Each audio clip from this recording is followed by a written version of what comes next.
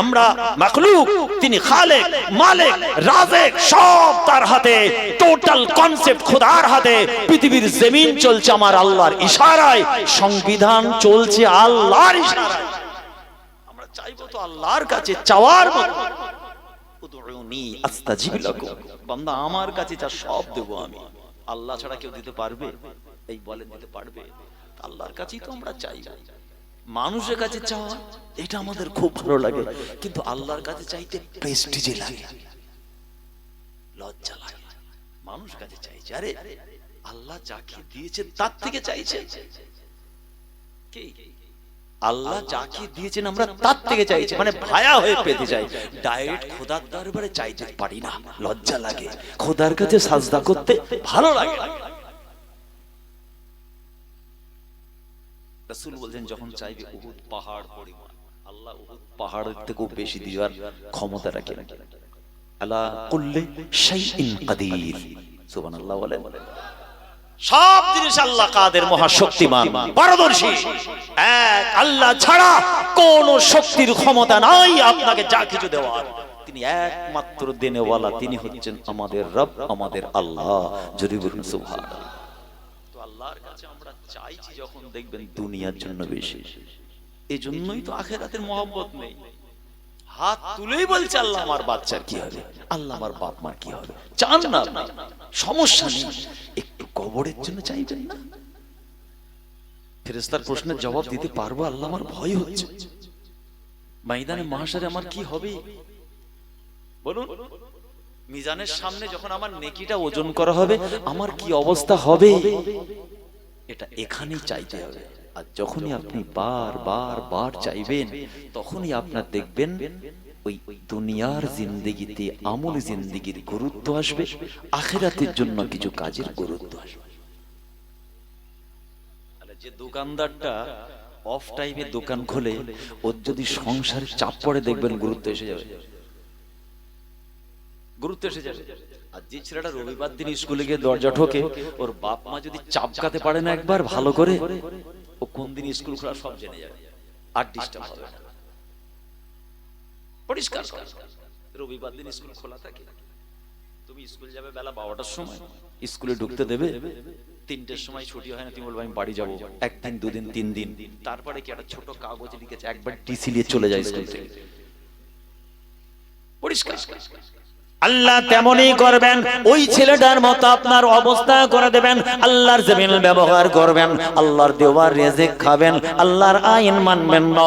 যে আল্লাহ আপনার হায়াত দেবেন, যে আল্লাহ আপনাকে বিপদ মুক্ত করবেন, যে আল্লাহ আপনার মাকে নার্সিং হোম থেকে বাড়িতে পৌঁছে দেবেন, যে আল্লাহ আপনার জন্য একটা ফুটফুটে সন্তান দান করবেন, সবই আমার আল্লাহ দেবেন। সেই আল্লাহর জমিনে থেকে আল্লাহর নাফরমানি করবেন না, না আল্লাহর জমিনে আপনার কি ধরা পড়তে হয়, কোনো উপায় নেই, উপায় নেই। 1 মাস ধরে একটা মানুষ আপনার বাড়িতে কাজ করলো, একদিন 1 ঘন্টা আগে চলে গেছে বলে তার 100 টাকা কেটে নিয়েছেন আপনি। 1 মাস কাজ করেছে, একদিন বেচারা অসুস্থ কোনো কারণে 1 ঘন্টা আগে চলে গেছে। আপনি দুনিয়ার মানুষ, হিসাব বোঝেন। পেমেন্ট দিবার সময় বললো হ্যাঁ ওই দিন 1 ঘন্টা 100 টাকা মাইনাস। আর আপনি 100 বছর খোদার জমিন ব্যবহার করেছে। আল্লাহ যদি হিসাব চান, এই দেয়া যাবে? বলেন, ইন্নাল্লাহা ইয়ারযুকু মান ইয়াশা বিগাইরি হিসাব। রিজিকের মালিক আল্লাহ, হায়াতের মালিক আল্লাহ, মওতের মালিক আল্লাহ। ওয়াল আরদু ফারাশনাহা ফানি'মাল মাহিদুন। এই জমিন আল্লাহ, আমি আল্লাহ তোদের জন্য জমিনটাকে বিছানা বানিয়ে দিয়েছি। জোরে বলেন, রাতটাকে আরাম করার জন্য বানিয়েছি। ওয়াল্লাযিনা ইয়াবিতুনা লিরাব্বিহিম সুজদাও ওয়া কিয়ামা। আমি রাতটা তোদের জন্য বড় নিয়ামত পূর্ণ করেছি। এই রাত্রিতে আমার বন্ধু যারা, তারা দুটো কাজ করে। সুজদান মানে সাজদা করে আল্লাহর জমিনে, ওয়া কিয়ামা মানে দাঁড়িয়ে দাঁড়িয়ে রাতটা কাটিয়ে দেয়, মানে নামাজ পড়ে পড়ে কাটিয়ে দেয়। তারা হলো আমার বন্ধু। আপনি কি করছেন? আপনার গুরুত্ব আসেনি দুনিয়ায়, গুরুত্ব আসেনি আগে। ওই যে রবিবার দিন দরজায় দাঁড়িয়ে আছে, স্কুল কেন খোলেনি আজকে? রবিবার স্কুল খোলে, পরিষ্কার না। আমার বেচা কেনা কেন হচ্ছে না, কাস্টমার কেন আসছে না, আমি ডিউটি তো ঠিক করছি। তোমার ব্যবসায় গুরুত্ব নেই, তুমি যখন তখন দোকান খুলছো। আজকের মাহফিল আমাদের ডাক দিয়েছে প্রত্যেকটা কাজের গুরুত্ব দেওয়া ইসলাম শিখিয়েছে। বলুন না সুবহানাল্লাহ। আল্লাহ রাসূলের সাহাবাদেরকে আল্লাহর নবী বক্তব্য রাখছেন, বিভিন্ন দ্বীনের কথা বলছেন, শরীয়তের কথা বলছেন, আল্লাহর বাণী শোনাচ্ছেন। আল্লাহ রাসূলের সাহাবারা আমার নবীর পাক জবানের কথাবার্তাগুলো হৃদয় দিয়ে শুনছেন।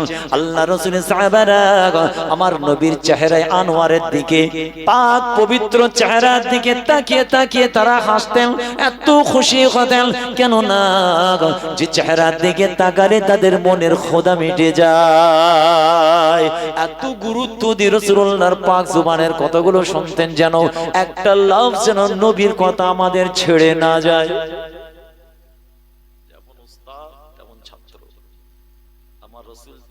উস্তাদ আর সাহাবা কেরাম হুজুররা ছাত্র বসে আছে, মদিনার মসজিদ, সাহাবারা তাকিয়ে আছে, একটা চোখের পালক ফেলছে না। কেন? তারা রাসূলুল্লাহর মুখনিসৃত বাণীকে গুরুত্ব দিল। কিন্তু এই মক্কার জমিনে, মদিনার জমিনে কিছু মানুষ নবীকে গুরুত্ব দেয়নি। আবু বকর সিদ্দিক, ওমর ফারুক, ওসমান গনি, হযরত আলী, আমার বেলাল, যায়েদ বিন হাসানা, সমস্ত সাহাবারা আমার রাসূলের মুখের বাণীকে গুরুত্ব দিল। এমন গুরুত্ব দিল আজকে তারা রাসূলুল্লাহর হাতে হাতে কালমা পড়ে ঈমান ওরে মুসলমান হওয়ার পরে রাসূলুল্লাহর সাহাবা শুধু নয়, 4 খলিফার আসন তারা দখল করে নিয়েছে। ওই মক্কার জমিনে আরো বীর বাহাদুর পারওয়ান ছিল, পয়সাওয়ালা মানুষ ছিল, সম্মানীয় ব্যক্তিত্ব ছিল, মক্কার জমিনের বড় টপ র‍্যাঙ্কের নেতারা ছিল। কিন্তু তারা আমার রাসূলের মুখের কথার কোনো গুরুত্ব দিল না। তারাও দখল করলো, বেহায়া, বেশরম, নির্লজ্জ, ধোঁকাবাজ, চিটিংবাজের আসন গ্রহণ করলো। আবু জাহাল, আবু লাহাব, উতবা, উতাইবা, শাইবা। এই জন্য বলছি, ইসলাম দিন শরিয়তের জমিনে গুরুত্ব যদি না দেওয়া হয়, দুনিয়া আখিরাত দুটোই কামিয়াব হওয়া সম্ভব নয়।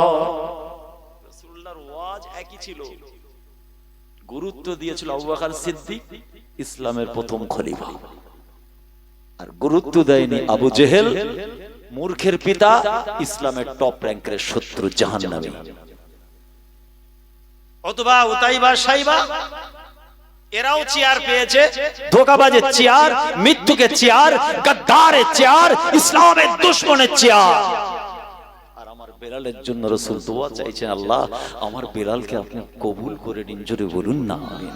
দেখেছেন আবু বকর সিদ্দিক রাদিয়াল্লাহু তাআলা আনহু রাস্তা দিয়ে যাচ্ছেন, হঠাৎ কান্নার আওয়াজ আসছে। কার কান্নার আওয়াজ?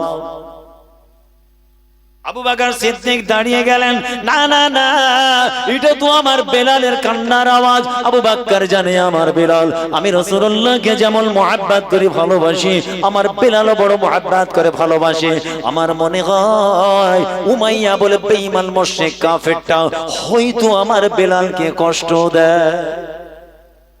দাঁড়িয়ে গেলেন, কে দেখছে সত্যি বেলালকে মার তো মার। ওহ, রিওয়ায়াতে এসেছে গলায় পা দিয়ে চেপে ধরে আছে, জিহবা বেরিয়ে গেছে। শুধু মারা নয়, নির্মম, নৃশংস, পাওয়ারফুল।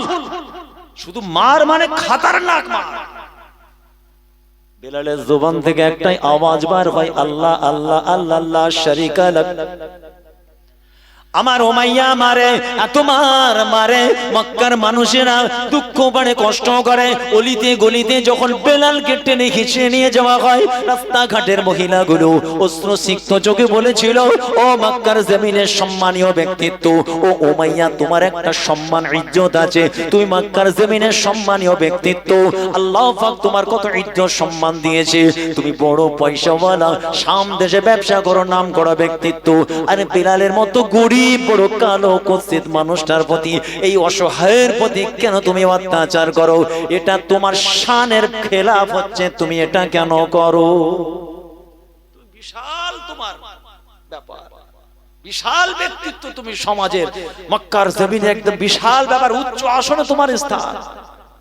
তুমি একজন সফল ব্যবসায়ী, একটা গরিব কুৎসিত কালো, আহারে হাবশি গোলাম তো রংটা একটু কালো, শুধু তাই নয়, তুতলাহাট কথাটা জড়ানো। তো এই গরিব মানুষটাকে মারছো, এতে তোমার শান ছোট হচ্ছে, ওকে মেরো না। বেলালের দয়ায় মায়ায় মক্কার মহিলাগুলো কাঁদছে কাঁদছে। কিন্তু উমাইয়া কি বলেছিল, এ মুসলমান, আপনার আমার কাছে রাসূলুল্লাহর মহব্বত জায়গা পেল না, কোরআনের মহব্বত গুরুত্ব এলো না, নবীর কথাগুলোর গুরুত্ব এলো না, শরীয়তের বিধানের প্রতি গুরুত্ব এলো না। আমার বেলাল তখনও কালমা পড়ে ঈমান এনে হয়তো ভালোভাবে প্রকাশ্যে মুসলমান হয়নি, কিন্তু আমার বেলাল গোপনে গোপনে লুকিয়ে লুকিয়ে মদিনাওয়ালার হাতে হাত দিয়ে কালমা পড়ে ঈমান এনে মুসলমান হয়ে গিয়েছিলেন। প্রকাশ হয়নি আম ভাবে। উমাইয়া খালি বুঝতে পেরেছে মার শুরু হয়েছে। ওই সময় উমাইয়া বলেছিল, ও মক্কার মানুষেরা শোনো, ও মক্কার জমিনে আমার গ্রাম পাড়া মহল্লার মহিলারা শোনো, এই উমাইয়াকে কেন মারছি তোমরা শুনে নাও। উমাইয়া খাচ্ছে, বেলাল খাচ্ছে উমাইয়ার বাড়িতে আর তাসবিহ পড়ছে আল্লাহর। সুবহানাল্লাহ বলে, জোরে বলেন না সুবহানাল্লাহ। বেলাল খায় কার? উমাইয়ার বাড়িতে। আমি তোর মনিব,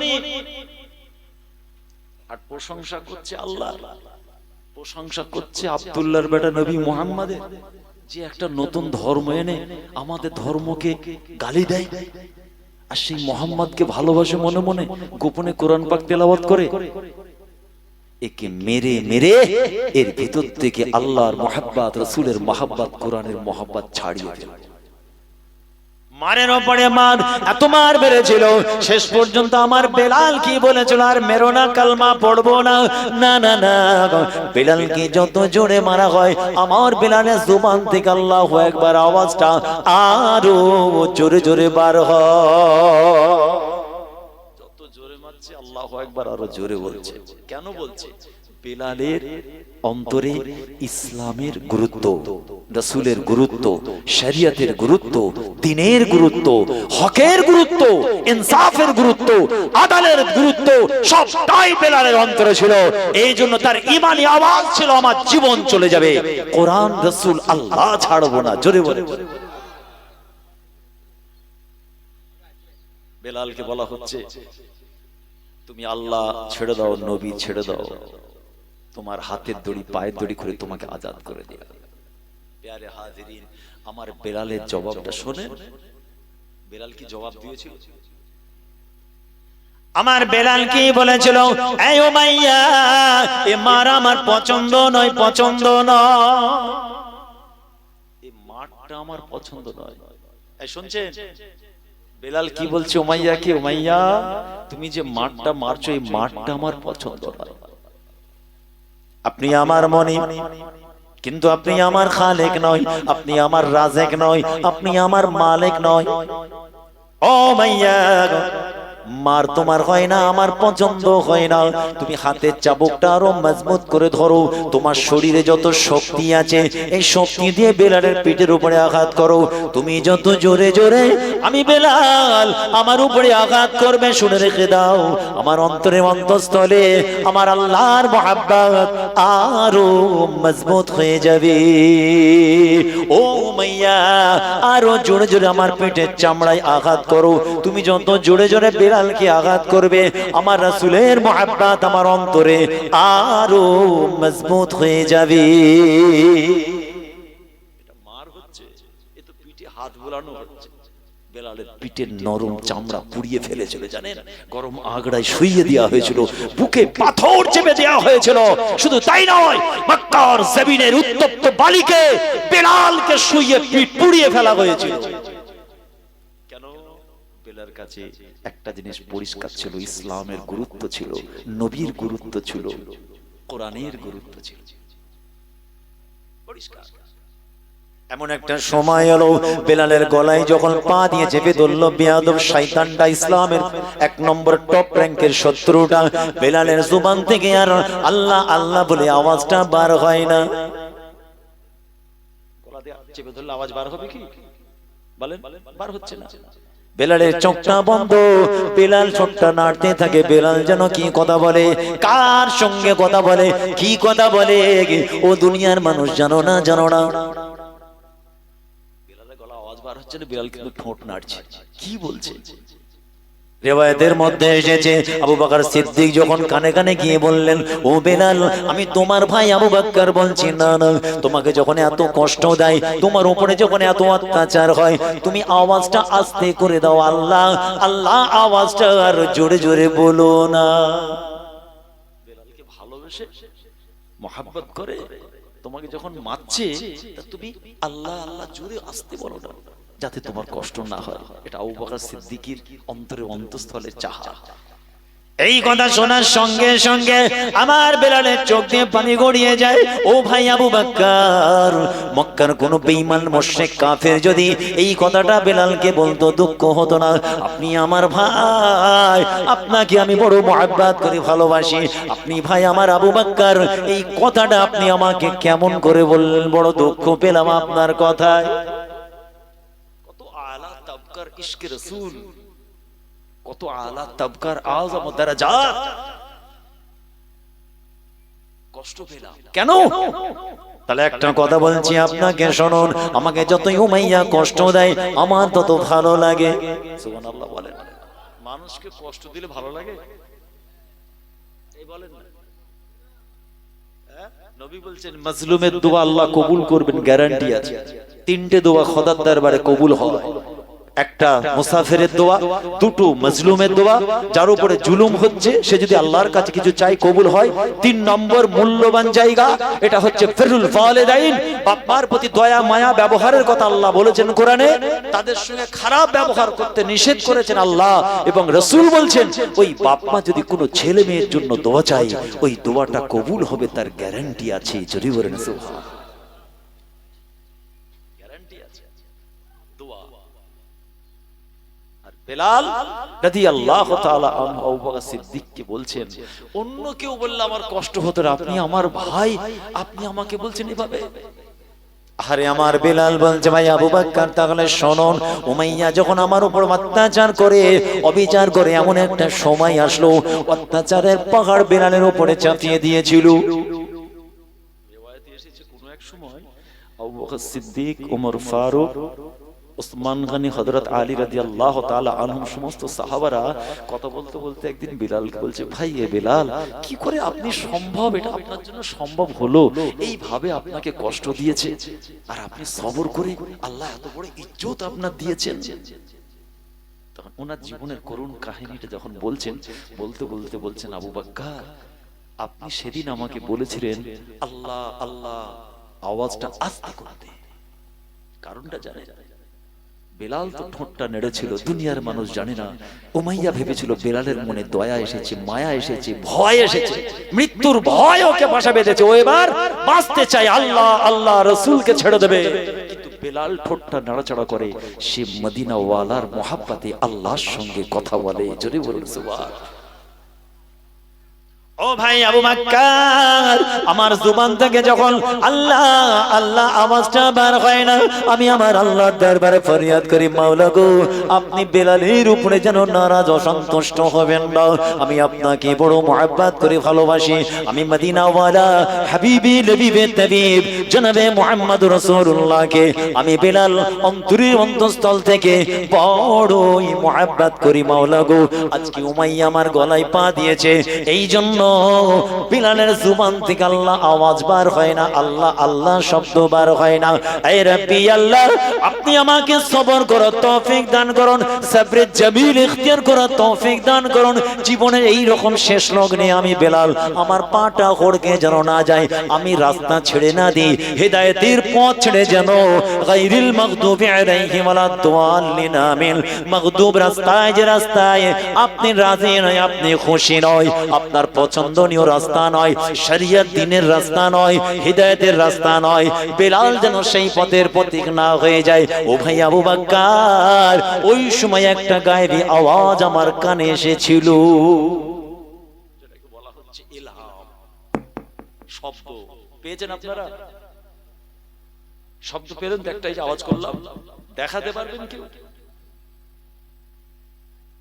কথা বলেন, দেখাতে পারবেন? আওয়াজ হয়েছে তো কে যেন একটা ঘোষণা করছে, আমি বেলাল শুনতে পাচ্ছি, জি এই আওয়াজটা হচ্ছে আমার আল্লাহর। সেই গায়েবী আওয়াজের মধ্যে বলা হচ্ছে, ইয়া বেলাল লা তাখাফ ইন্নাল্লাহা মাআকা। জোরে বলুন সুবহানাল্লাহ। বাংলা অর্থ হচ্ছে, হে আমার বেলাল, ভয় করো না, নিশ্চয় তোমার আল্লাহ তোমার সঙ্গে আছে। জোরে বলেন না সুবহানাল্লাহ। একটাই কারণ, ইসলামের প্রতি বেলালের গুরুত্ব ছিল, গুরুত্ব ছিল। আবু বকর সিদ্দিক খালি বলেছেন আস্তে বলো। কত আলা তাবকার নবীর প্রেমিক দেখেছেন, এটা বেলালের কষ্ট লেগে গেছে। আপনি আমাকে বললেন, মক্কার বেঈমানগুলো বলল, আমি কিছু মনে করতাম না, আপনি বললেন। আমার বেলালের উদ্দেশ্যটা কি ছিল? যাতে কষ্ট না হয়, এজন্যই বলেছে। তো ইসলাম দিন শরিয়াতে আমাদের গুরুত্ব দিতে হবে। একটুখানি দিয়ে আসুন, সামান্য নামাজ থেকে শুরু করে একটু গুরুত্ব দিই। বলুন, আজকে বর্তমান পিরিয়ডে আমাদের মতো কোন আলেম ওলামা, কোন পীরজাদার স্টেজে উঠে নামাজের কথা বলার দরকার আছে? এখনো নামাজের ওয়াজ করতে হবে আমাদের? এটাই তো আমাদের পিছিয়ে পড়া। আর বিশেষ করে মুজাদ্দিদ জামানের মাসলাক, নীতি, আদর্শ, উসুলের মানুষ যারা আমরা, মুহিব্বিন যারা আমরা, কলবি সন্তান আমরা যারা এপার বাংলা ওপার বাংলা, আসাম, বাংলাদেশে আমরা আছি, আজও আমাদেরকে নামাজের ওয়াজ শুনতে হবে, রোজার ওয়াজ শুনতে হবে, হারাম হালালের ওয়াজ শুনতে হবে। কেন? রাসূলুল্লাহর জিন্দেগিতে, সাহাবাদের জিন্দেগিতে কি ওয়াকে আমরা শুনিনি? আউলিয়া কেরামদের জিন্দেগির কথা আমরা কি শুনিনি না পড়িনি? নাকি আমাদের আলেম ওলামারা ওয়াজ করে আমাদের শোনায় নেই? নাকি পীরের আওলাদ পীরজাদারা রাতকে রাত জেগে জেগে ওয়াজ করেনি? কিন্তু না, এখনো আমাদের ওয়াজ করতে হচ্ছে। কারণটা কি?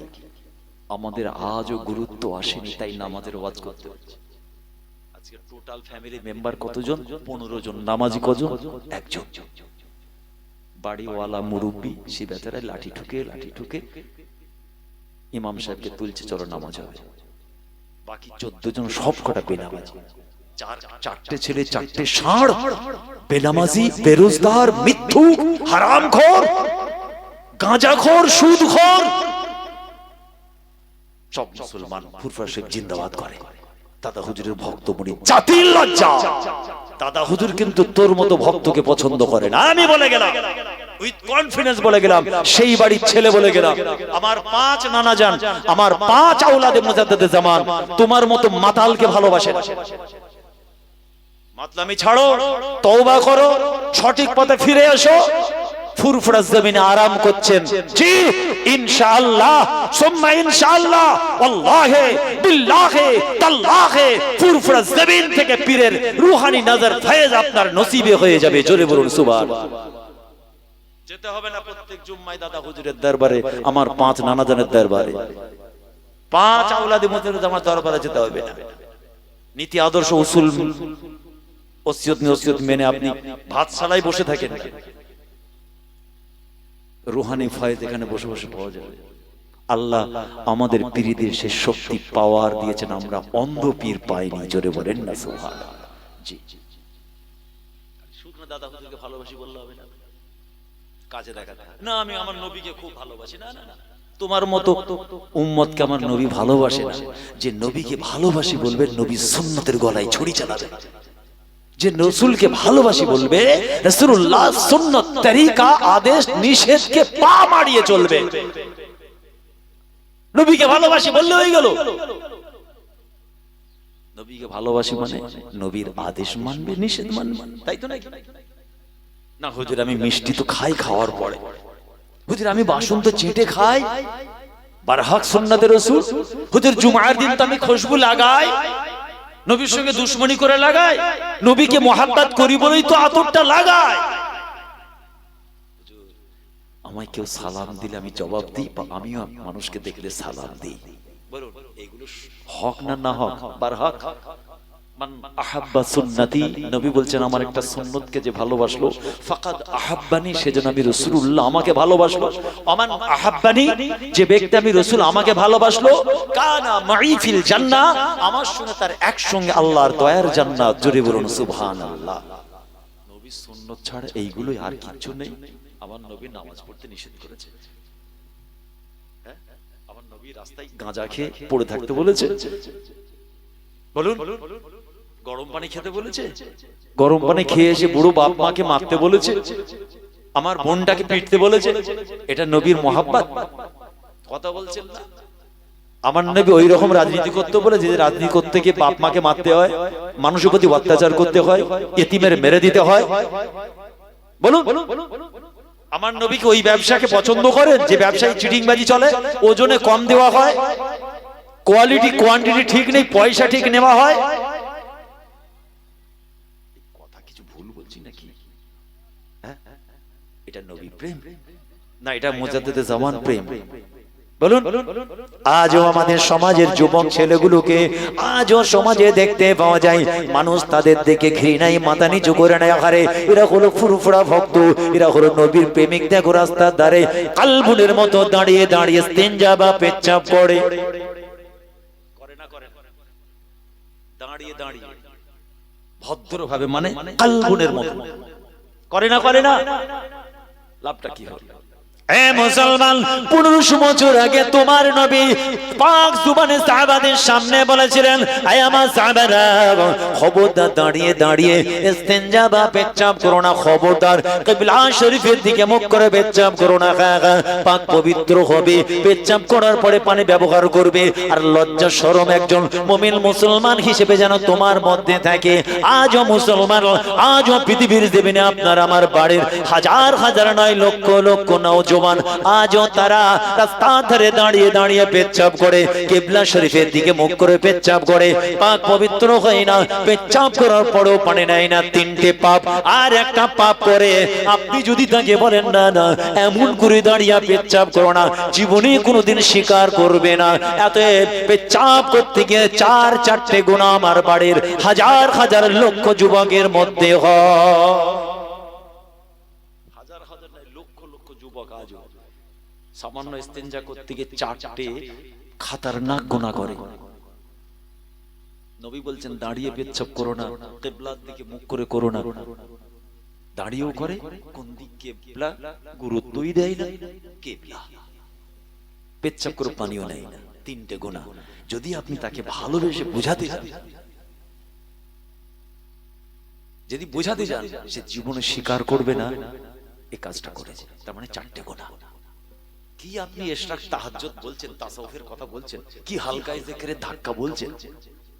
বলেন না হুজুর আমার 4টে ছেলে কি করলো আমার দেখার দরকার নেই তো, আমি তো 4খানা উমরা করে বসে আছি। ছাল চামড়া গুড়িয়ে ফেলবে হাজী সাহেব আপনার ফেরেশতা। 4টে ছেলে দাঁড়িয়ে মতে তুমি জানো না বাপ? বলেন আপনি জানেন না আপনার বাড়িতে শরিয়তের খেলাফ কাজ হচ্ছে, বাড়ির হেড অফ দা ডিপার্টমেন্ট আপনি জানেন না? আপনার মেয়ে আপনার স্ত্রী পর্দা করে না, এটা আপনার জানার দরকার নেই? আপনার বাড়িতে সোর্স অফ ইনকাম শরিয়তের খেলাফ, হারাম হারাম হারাম। দুবেলা একবারই হাত গুটিয়ে গিলছেন, আপনি বলছেন আমি জানি না?